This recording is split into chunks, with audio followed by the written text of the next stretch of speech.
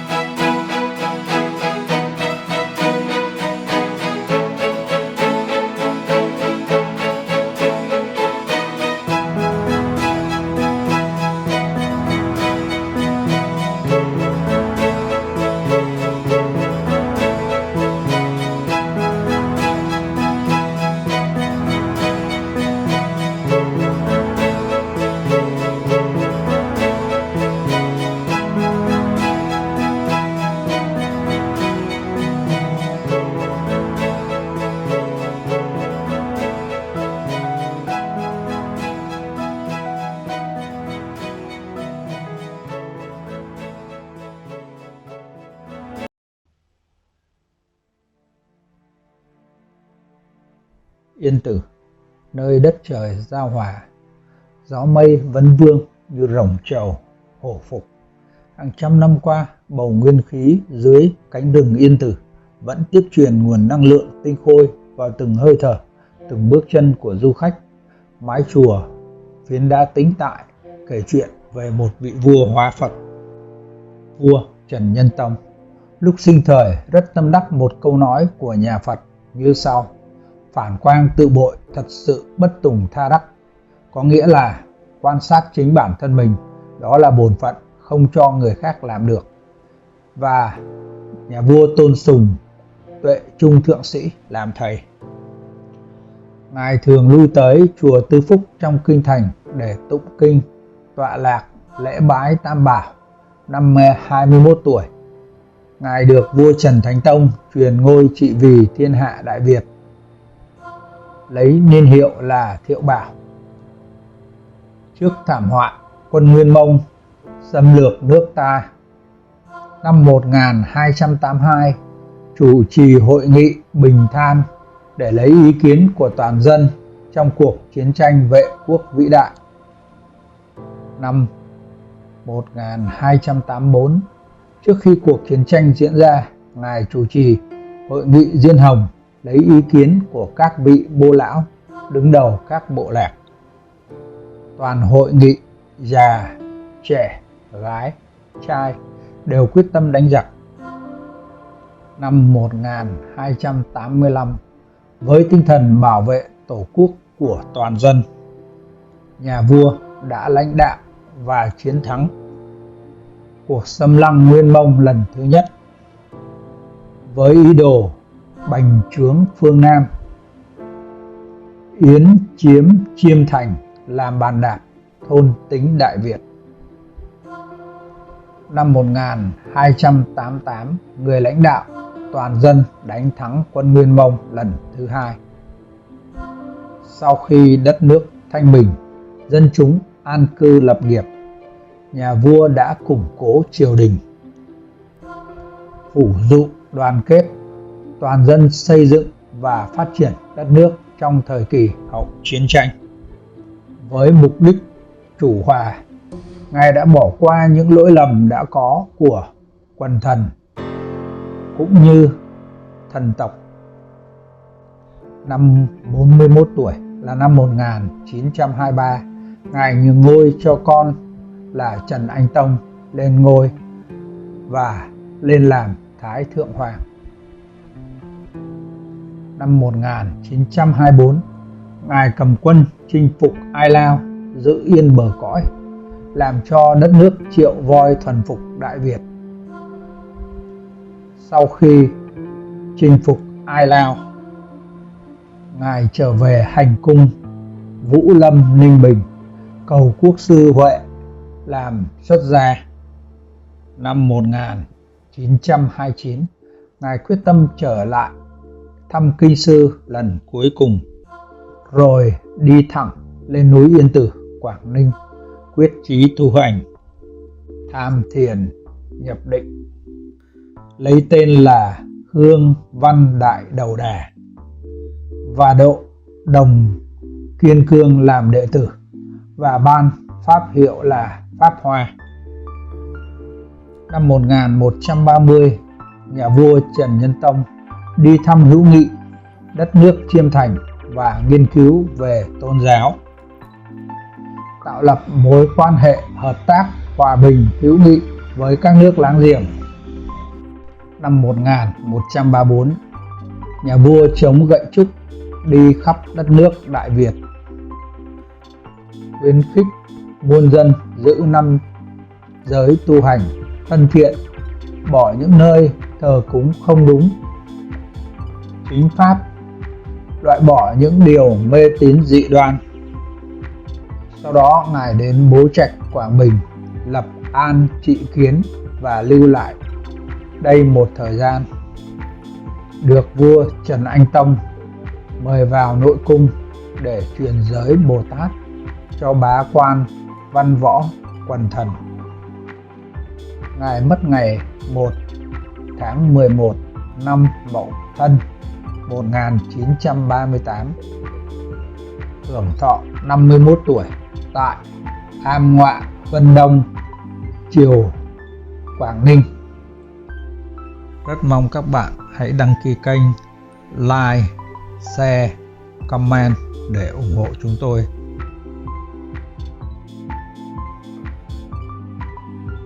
Sau đây, mời các bạn cùng chúng tôi tìm hiểu về núi Yên Tử. Núi Yên Tử là một thắng cảnh thiên nhiên. Ngọn Yên Tử được mệnh danh đất tổ của Phật giáo Việt Nam. Núi Yên Tử là ngọn núi thuộc dãy Cánh Cung Đông Triều, thuộc thành phố Uông Bí, tỉnh Quảng Ninh. Trên đỉnh núi thường có mây bao phủ nên còn có tên gọi là Bạch Vân Sơn. Núi rừng Yên Tử nổi tiếng là nơi có khung cảnh ngoạn mục và được mệnh danh là một trong những cảnh quan đẹp nhất đất Việt. Trên đỉnh núi Thiêng Yên Tử còn có một khu di tích lịch sử với những ngôi chùa và tháp cổ cùng rừng cây cổ thụ lâu đời. Đỉnh Yên Tử cũng trở thành trung tâm của Phật giáo từ khi vua Trần Nhân Tông từ bỏ ngai vàng,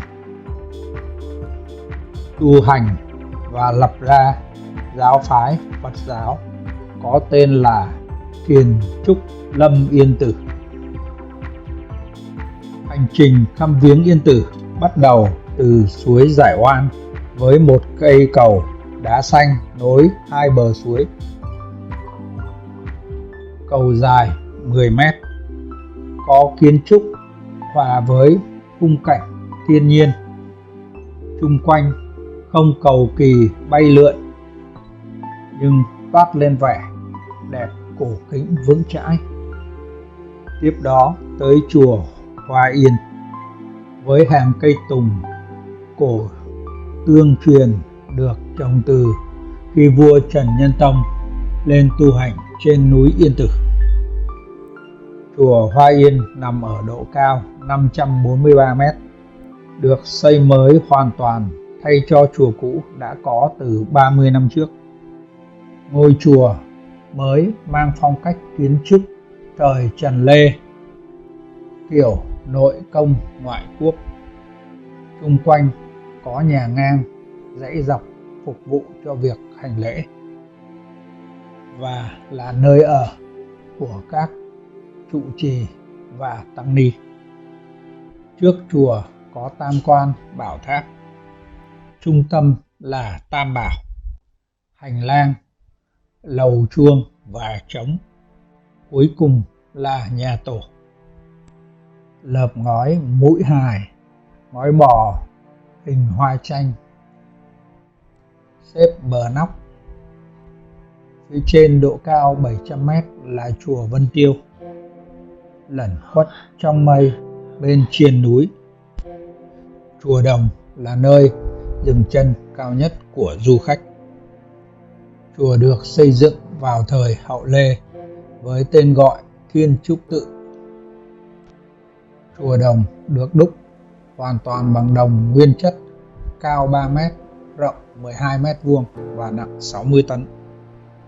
Từ năm 2010, tại khu vực Chùa Đồng đã khởi công và khánh thành bức tượng đồng Phật Hoàng Trần Nhân Tông ngồi trên bệ được làm bằng bê tông cốt thép, ốp đá điêu khắc. Bức tượng cao hơn 3 m, đài sen hơn 2 m. Thân tượng đồng cao 9,9 m, được dựng trên khu đất rộng 2.200 m², gồm khu vực đặt tượng, sân hành lễ, không gian tượng An Kỳ Sinh, sân tập kết và các công trình khác. Dọc đường có một số điểm tham quan như Tháp Tổ, Chùa Một Mái, Chùa Bảo Sái, tượng đá Yên Kỳ Sinh, Am Ngọa Vân, Bàn Cờ Tiên, các khu du lịch sinh thái Thác Vàng, Thác Bạc, Thiền viện Trúc Lâm Yên Tử xây trên nền dấu tích của chùa Lân Mà Đức, Điếu Ngự Giác Hoàng Trần Nhân Tông từng thuyết giảng chúng sinh. Đây là công trình thiền viện lớn nhất nước, có cổng tam quan, tòa chính điện, nhà thờ Tam Tổ, lầu trống, lầu chuông, nhà trưng bày, nhà khách, phòng thiền với kiến trúc đẹp và hoành tráng, uy nghi, điểm tô chốn non thiêng Yên Tử thêm phần khang trang, bề thế, góp phần bảo tồn, nghiên cứu các thư tịch cổ, ấn phẩm văn hóa Phật giáo Việt Nam, tạo điều kiện cho tăng ni Phật tử Trúc Lâm trong cả nước đến giảng đạo và thu tiền. Đường lên Chùa Đồng khá treo leo hiểm trở và khó đi. Ngày xưa du khách phải mất 5-6 tiếng đồng hồ mới lên được tới nơi. Những năm gần đây, chùa Yên Tử đã được các ngành, các cấp quan tâm. Ban quản lý khu di tích đã đầu tư xây dựng hệ thống cáp treo với 2 trạm. Trạm đầu dài trên 1,2 km lên tới độ cao 450 m gần chùa Hoa Yên, và trạm 2 từ chùa Hoa Yên lên đến gần chùa Đồng. Với hệ thống cáp treo này, du khách có thể ngắm nhìn toàn bộ cảnh rừng núi Yên Tử từ trên cao, với những cây tùng, cây đại hàng trăm năm tuổi xen kẽ trong rừng cây xanh tươi, và hít thở không khí trong lành. Và đường bộ thì cũng đã được xây dựng bằng những bậc đá có lan can và một hệ thống những cột đèn từ dưới chân núi lên tới chùa Đồng để phục vụ du khách trong và ngoài nước về với Yên Tử lễ Phật và tham quan, được tận mắt chiêm ngưỡng những tác phẩm nghệ thuật điêu khắc cổ từ thời đại nhà Trần, với những di tích lịch sử, danh lam thắng cảnh vô giá, thật không còn niềm vui nào bằng.